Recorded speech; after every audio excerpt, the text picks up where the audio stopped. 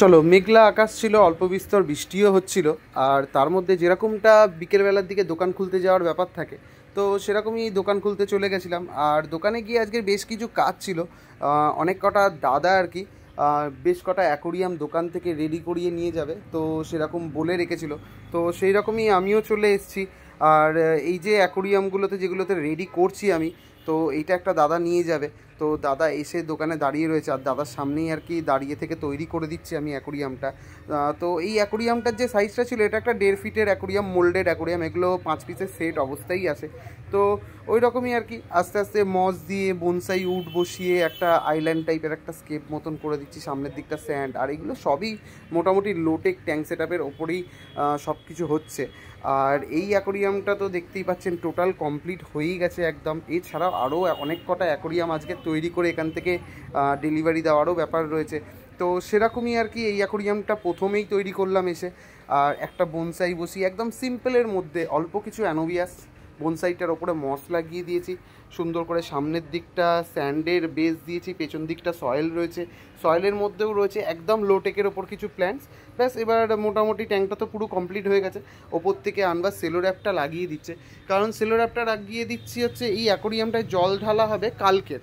আর উনি নিজে নিয়ে যাচ্ছে, এটা আমার ডেলিভারি দেওয়ারও ব্যাপার নেই।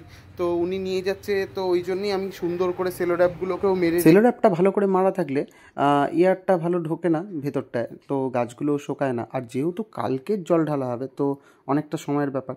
তো ব্যাস মোটামুটি আমাদের তো কমপ্লিট হয়ে গেছে সেলো র্যাপ মেরে। আর দাদা বললো দিয়ে দাও অ্যাকোরিয়ামটা, আমি নিয়ে চলে যাচ্ছি। আর আমার দোকানের ঠিক উল্টো দিকেই দাদার গাড়ি রাখা ছিল। তো ব্যাস দাদা এবার গাড়িতে করে নিয়ে অনেকটা দূরেই অ্যাকোরিয়ামটা চলে যাবে। আর এই অ্যাকোরিয়ামটা দিয়ে দেওয়ার পরেই আরও একটা ছোটো অ্যাকোরিয়াম রেডি করার ব্যাপার ছিল, যেটাও আর কি বনসাই বসিয়েই আমরা করেছি। তো এই অ্যাকোরিয়ামটা যাবে আমাদের একদম বাড়ির কাছাকাছি ঠাকুরপুকুর এরিয়াতে। একটা দাদার জিম আছে, প্লাস দাদার অ্যাকোরিয়ামের দোকানও আছে। তো আমি নামটা উল্লেখ করলাম না এখানে, কারণ তারও একটা বিজনেসের ব্যাপার রয়েছে। তো উনি ওই দাদাকে ওই জিমটার মধ্যেই রাখবে। তো জিমের যে রিসেপশনটা আছে ওখানে রাখবে। তো আমাকে বলেছিল বেশ কিছুদিন ধরে যে একটা ছোটো ট্যাঙ্ক করে দেওয়ার জন্য। তো আজকের ওইটা রেডি করছিলাম আমি একদিক থেকে। আর মুগলি আর একদিক থেকে আরও একটা অ্যাকোরিয়াম তৈরি করছে, যেটা একটা স্টোনের স্কেপ হচ্ছে। এটাও একটা 1.5 ফিটের একটা অ্যাকোরিয়াম। তো এই অ্যাকোরিয়ামটাও স্কেপটা চলছে মোটামুটি। এটাও একদম লো টেকেরই কাজবাজ হচ্ছে। তো কিন্তু এটা মোটামুটি সব সেরাই রকের ওপর হচ্ছে। আর যেই দাদা নিয়ে যাবে সেই দাদা দুটো ছোটো বাচ্চাও এসেছিলো, অ্যাকোরিয়ামটা দেখছিলো কীরমভাবে তৈরি হচ্ছে। আর এইদিকে যে আগের অ্যাকোরিয়ামটা তৈরি করছিলাম, ওই অ্যাকোরিয়ামটা পুরো কমপ্লিট হয়ে গেছে। আর মুগলি এই পাশে স্টোন স্কেপটা কমপ্লিট করে নিচ্ছে মোটামুটি।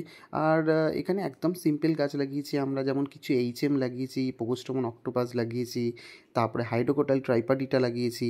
আর লোটেকে যেই সব ধরনের গাছপালাগুলো থাকে ওই সবগুলো লাগিয়েছি। মেনলি স্কেপটা একটু ভালো করে করেছি, একটু সিম্পলের মধ্যে করেই। আর এই সব অ্যাকোরিয়ামগুলো অ্যাকচুয়ালি একটু লো বাজেটের মধ্যেই আমাদেরকে তৈরি করতে হয়, কারণ দোকানে কাস্টমাররা আসে, তারা একটা মিনিমাম বাজেট নিয়ে আসে, ওই বাজেটের মধ্যেই আমরা প্ল্যান্টেশনগুলো করি। চলো, মোটামুটি এই অ্যাকোরিয়ামটা তো কমপ্লিট হয়েই গেছে। ব্যাস, এবার শুধু যেই সব ফিল্টার লাইট এই অ্যাকোরিয়ামের সঙ্গে যাবে ওইগুলোকে একটু প্যাকেটের মধ্যে প্যাকিং করে নিয়েছি। আর সেলো র্যাপ মেরে দিয়ে মুগলি নিয়ে গিয়ে দাদার গাড়িতে বসিয়ে দিচ্ছে। আর দাদার গাড়িটা একদম আমার দোকানের সামনেই রাখা ছিল, খুব সুবিধাই হলো তার জন্যে। মোটামুটি গাড়ির একদম পেছনের সিটে সুন্দর করে বসিয়ে দিয়েছি। দাদাটা নিজে নিয়ে গিয়ে নিজে জাস্ট জলটা একটুখানি ঢেলে নেবে। আর ওরকমভাবেই ভেতরে যাতে স্টোনগুলো না নড়ে যায় ওগুলোকেও ব্যবস্থা করেই দেওয়া রয়েছে ওর মধ্যে সুন্দর করে। ব্যাস, এখানেই আমাদের আজকের কাজ শেষ। আর আমার অ্যাকোরিয়ামের কাজ ছাড়াও আরও একটা হবি আছে, যেটা আমি এই দোকান বন্ধ করে আসার পরে একটু একটু করে করি। যেমন আমি ঠাকুর যেগুলো বানাই ওগুলো দোকান বন্ধ করে এসে একটু একটু করে রেডি করি। এই যে গণেশ ঠাকুরটা আজকে একটু অল্প কাজ করলাম। চলো, আবার দেখা হচ্ছে নেক্সট।